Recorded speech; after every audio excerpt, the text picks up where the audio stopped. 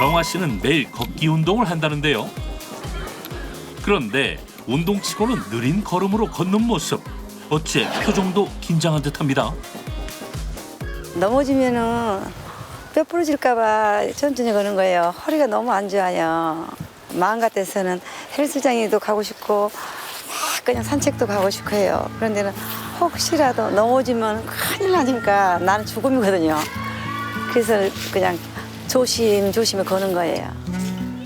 뼈가 부러질까 노심초사하며 조심스럽게 걸어보는데요. 얼마 걷지 못하고 걸음을 멈추는 정화 씨. 더 이상 걷는 건 무리인 듯합니다. 대체 그녀에게 무슨 문제가 있는 걸까요? 제가 골다공증이 있거든요.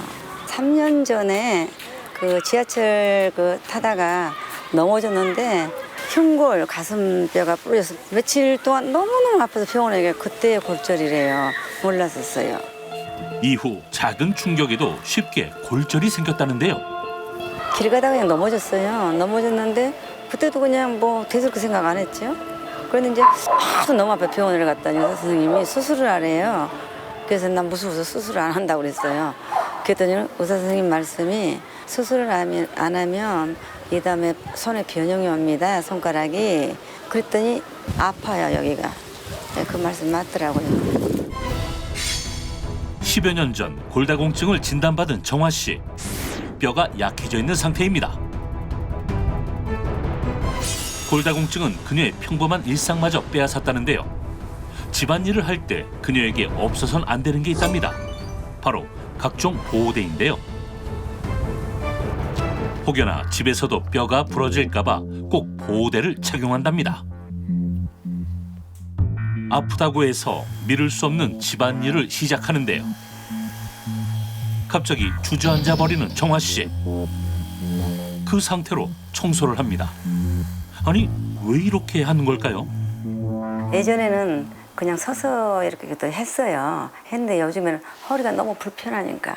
그래서 이제 앉아서 하는 것이 편해요. 이렇게 엉덩이로 이렇게 안 보이잖아요. 그러니까 앉아서 이렇게 밀고 다녀요. 골다공증 이후 생긴 허리 통증으로 대부분의 일은 앉아서 해결한답니다. 이마저도 손가락 골절 후유증이 밀려와 쉽지 않죠.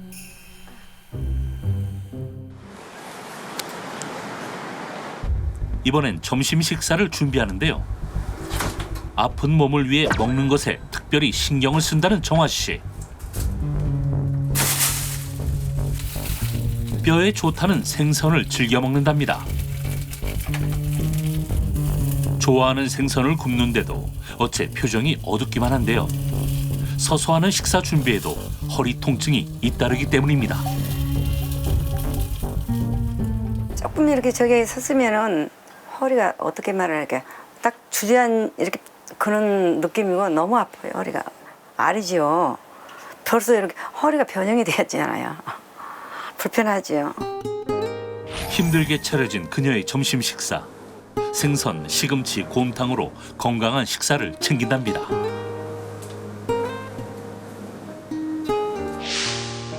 내가 안 좋다 보니까 뼈에 도움이 되는 거를 많이 먹으려고 노력을 해요.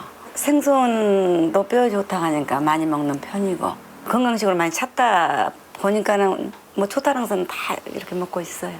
몸에 그냥 딱 와닿는 것은 없어도 그냥 좋다 하니까 이렇게 먹는 편이에요. 네. 식사 후 설거지를 시작하는데요. 서 있기 힘든 탓에 허리를 구부린 채 설거지를 해봅니다. 결국 또다시 통증이 느껴지는데요. 짜릿한 통증에 어쩔 줄 모르는 정화 씨. 결국 설거지를 다 하지 못하는데요. 아이고 아파. 이럴 때 그녀가 꼭 하는 게 있답니다. 통증을 완화하기 위해 그녀가 찾은 방법. 바로 온찜질입니다.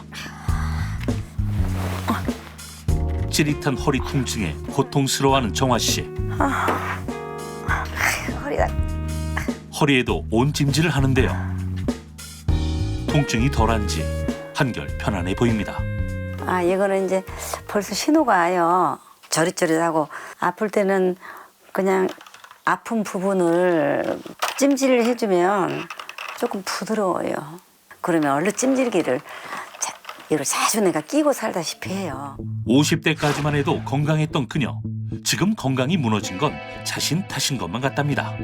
갱년기 때 저기가 지내놓고 보니까 온 것 같아요. 그때는 모르고 그냥 지났지요. 젊으니까 생각도 못했지요. 그때 내가 조금이라도 내 몸을 챙겼더라면 이렇게까지 안 올 건데 너무너무 후회스러워요. 이 골절로 인한 고통으로 일상이 이렇게까지 무너질 거라고 뭐 상상이나 하셨겠어요. 그렇죠. 그러니까요. 하루빨리 고통에서 벗어나셨으면 정말 좋겠습니다. 네, 너무 무서워요. 근데 솔직히 막 이렇게 보면서 나도 저렇게 골다공증이지 않을까? 겉으로 안 보이는데 어떻게 해야 되지? 막 되게 걱정되거든요. 이제 약간 스스로 녹는 뼈인지 내가 아닌지 의심해 볼 수 있는 방법은 없을까요? 자, 먼저 녹는 뼈, 즉 골다공증은요, 우리 신체 특정 부위와 밀접한 관련이 있는데요. 힌트를 드리자면 강성진 씨의 이 부위를 보면 누구나 다 놀랍니다. 네? 어딜까요? 얼굴? 잠깐만. 얼굴을 보고 왜 얼굴 보고 왜 놀래요? 아, 저는 압니다. 어디? 우리 성진이 형이 하체가 아주 좋아요. 맞아요. 아주 튼튼합니다. 허벅지, 허벅지! 허벅지보다 종아리가 거의 이만기형 수준이에요. 맞습니다. 그래? 자, 종아리 둘레는요, 근육량의 지표라고 하죠. 종아리 둘레가 두꺼울수록 척추와 대퇴골의 골밀도가 올라가고 골다공증으로 인한 골절 가능성은 낮아진다고 합니다. 자, 그래서 되게 얇- 제가 줄자를 준비했습니다. 여러분들의 종아리 둘레로 골다공증으로부터 안전한지 확인해보는 테스트를 진행해 보겠습니다.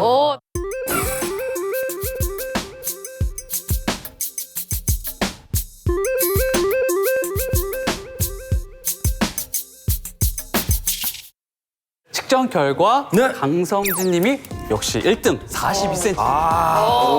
이선진 님은 34cm, 오미연 님은 36cm, 전성희 님은 37cm, 이훈 씨는 38cm, 네. 나희 씨는 33cm. 오. 이렇게 됐습니다. 오. 종아리 둘레가 남성은 34cm 미만, 여성은 33cm 미만이면 근감소증 가능성이 높고요.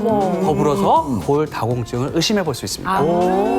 자, 그러니까 측정 결과에 따라서 본인이 남성은 34, 여성은 33 미만이시라면 주의를 하셔야 됩니다. 그리고 이제 종아리뿐만 아니라 이곳을 보면 골다공증으로부터 위험한지 알 수 있는데요. 네. 또 있어. 나이가 들면서 나이살이 쪄서 스트레스 많이 받으시잖아요. 나이살. 특히 어디에 집중적으로 찌르죠? 그냥 단번에 맞추시네. 복주변, 목, 배. 제가 끼어들 여지가 없었는데 특히 복부인 뱃살에 집중적으로 살이 많이 찌죠. 네. 전반적으로 살이 찐 게 아닌 이 뱃살이 많다면 골다공증 위험이 많다고 볼 수 있습니다. 그 이유는 뱃살에 있는 내장지방 때문인데요. 이 내장지방은 지방세포에서 염증을 유발해 뼈세포의 대사활동을 억제하고 방해해 녹는 뼈로 만들 수 있는 겁니다.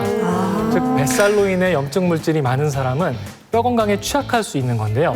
실제 뼈가 가장 건강한 20대 남성을 대상으로 한 연구에서 네. 뱃살이 없는 20대 남성보다 뱃살이 있는 20대 남성에게서 네. 골다공증 위험성이 5배 높다는 결과가 나타났습니다. 아니 살 또 빼야 돼.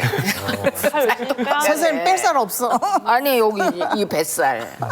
요거 안 빠져. 저도 예전에 이게 골절이 된 적이 있었는데 저는 그래도 몇 달 만에 금방 붙었거든요. 근데 제 주변에 골다공증을 앓고 계신 분이 골절되는 상황이 있었는데 이게 뼈도 잘 안 붙은 것뿐만 아니라 회복도 되게 오래 걸리시더라고요. 나이 그리고요, 먹으면. 자주 부러져요. 맞아. 부러져서 회복되면 또 부러지고, 부러져서 회복되면 또 맞아. 부러지고. 근데 정말 골다공증에서 벗어나고 싶다고 그렇게들 말씀하시더라고요. 네, 그렇습니다. 이 골다공증은 골절 그 이상의 통증이 잇따르기 때문에 더욱 조심해야 하는데요. 네. 보시면 한쪽은 속이 단단한 정상적인 뼈, 그리고 다른 한쪽은 녹는 뼈죠. 골다공증 뼈라고 가정했습니다. 네. 속이 단단한 정상적인 뼈는요, 외부 충격에 쉽게 부러지지 않죠. 네네네. 예, 이런 경우는 또 만약에 부러진다고 해도 자 보시다시피 네. 저렇게 깔끔하게 부러집니다. 네. 자, 이렇게 골절이 되면 뼈가 다시 붓고 회복이 되는 속도도 당연히 빠르겠죠. 네네. 자, 반면에 이번에는 녹아내려서 구멍이 숭숭 난 뼈에 같은 충격을 가해봤는데요. 네, 아이고. 아이고 완전히 박살이 나버렸어요. 저렇게 골다공증 뼈는 속이 텅 비어 있기 때문에